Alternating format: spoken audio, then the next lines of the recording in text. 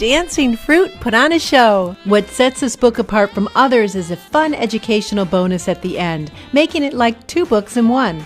Kids will go bananas over the first part, which is a delightful rhyming story with playful fruit characters.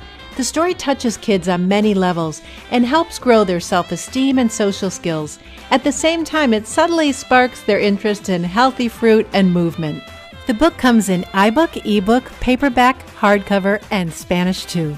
Here's a sample of the iPad version that has music and read-to-me features. Woohoo! Come on, let's dance! Awesome!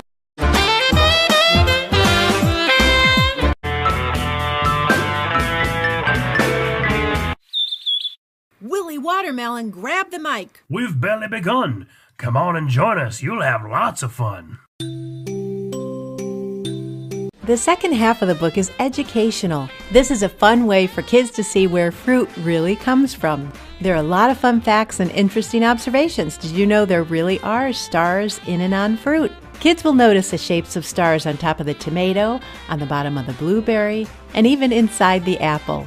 Most kids aren't able to see a farm or see where fruit really comes from, and this gives them the great opportunity to witness the awesomeness of nature.